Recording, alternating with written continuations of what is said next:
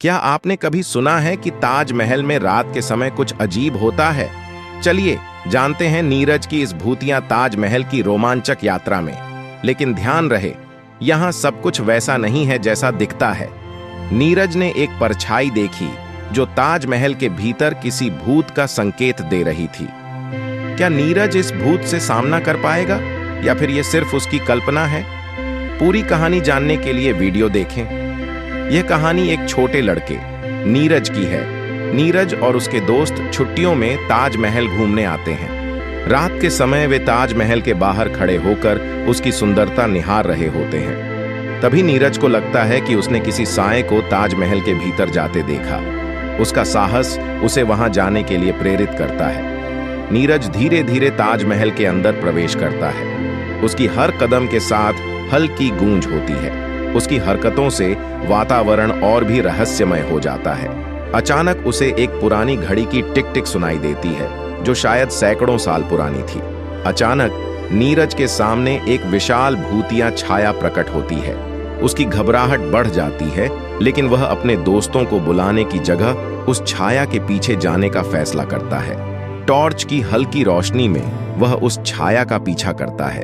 जब नीरज उस छाया के पीछे पहुंचता है तो वह देखता है कि यह भूत कुछ और नहीं बल्कि एक पुरानी मशीन की परछाई थी।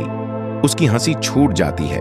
उसके दोस्तों को भी यह देखकर हंसी आती है कि नीरज ने कैसे भूत का पीछा किया था। आखिरकार नीरज और उसके दोस्त ताजमहल से बाहर आते हैं। अब उन्हें पता चल चुका था कि भूत जैसी कोई चीज नहीं थी, सिर्फ पुरानी मशीनें और ताजमहल का अद्भुत निर्माण था। नीरज को एक पुरानी किताब में कुछ संकेत मिलते हैं जो ताजमहल के भीतर छिपे खजाने की ओर इशारा करते हैं। अब वह उस खजाने की खोज में निकल पड़ता है। अचानक उसे दीवार के पास कुछ अजीब दिखाई देता है, जैसे कोई दरवाजा हो जिसे अब तक किसी ने नहीं देखा। वह जमीन को खुरचते हुए दरवाजे का पता लगाने की कोशिश करता है। जमीन को खुरचते हुए नीरज को अचानक एक दरवाजा मिलता है। यह दरवाजा साधारण नहीं था, यह ताजमहल का गुप्त दरवाजा था जो नीरज की खोज के कारण खुल गया था। दरवाजा खुलते ही उसके भीतर से एक चमकदार रोशनी बाहर आने लगती है जो किसी जादुई दुनिया का संकेत दे रही होती है। दरवाजे के अंदर जाते ही नीरज एक और दुनिया में पहुंच जाता है। वहां रंग बिरंगे बादल और उड़ते हुए प्राचीन भूत हैं जो दिखने में डरावने लग रहे हैं, लेकिन हकीकत में वे मजेदार भूत होते हैं। नीरज पहले तो डरता है, लेकिन धीरे धीरे उसे पता चलता है कि ये भूत उसे नुकसान नहीं पहुंचाने वाले, बल्कि वे उसे ताजमहल के असली रहस्य के बारे में बताने आए हैं। भूत नीरज को खजाने के कमरे में ले जाते हैं, जहां उसे ताजमहल के अंदर का असली खजाना मिलता है। यह खजाना सिर्फ सोना और चांदी नहीं था, बल्कि ताजमहल के इतिहास और उसकी कहानियों का अनमोल खजाना था।